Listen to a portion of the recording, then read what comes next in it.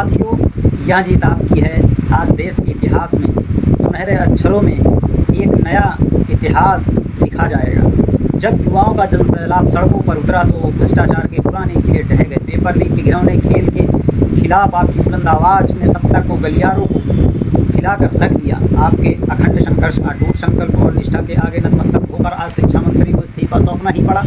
यह केवल एक इस्तीफा नहीं है, यह इस देश की छात्र शक्ति की अप्रतिम महाविजय है।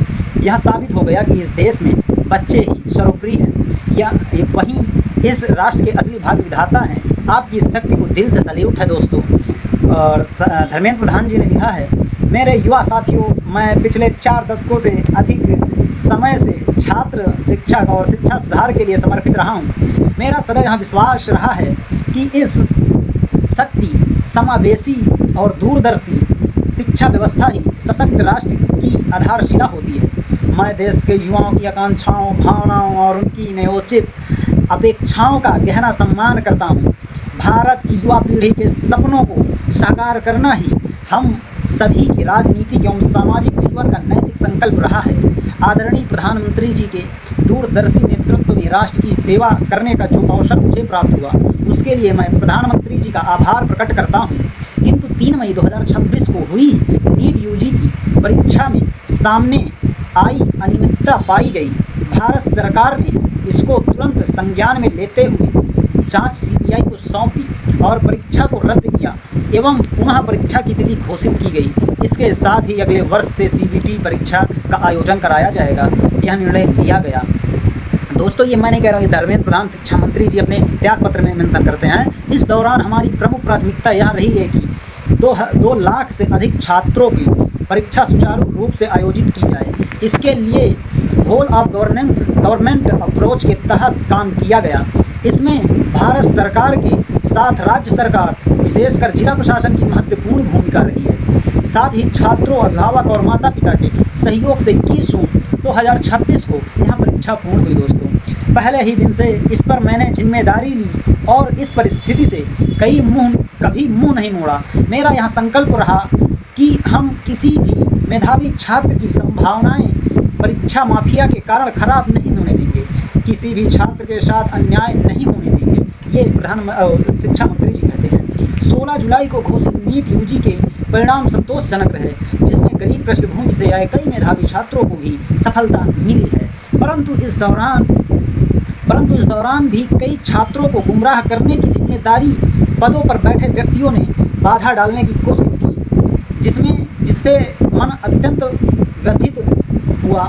मैं सदैव हमारे प्रजातंत्र की शक्ति में अटूट विश्वास रखने वाला रहा हूँ तथा युवाओं की आकांक्षाओं, सपनों और अपेक्षाओं का गहरा सम्मान करता आया हूँ। मैं केवल भारत का भविष्य नहीं है, बल्कि एक नए और विकसित भारत के वाहक, निर्माता और भविष्य के शिल्पकार भी हैं। पिछले 10 दिनों का घटनाक्रम देखकर मेरा मन अत्यंत दुखी रहा है। यह मेरे लिए व्यक्तिगत प्रतिष्ठा का विषय नहीं है। भारत की युवा शक्ति ही इस देश की असली ताकत है। देश की युवा शक्ति को भ्रम के कुचक्र में फंसने नहीं देंगे, यही मेरा संकल्प है।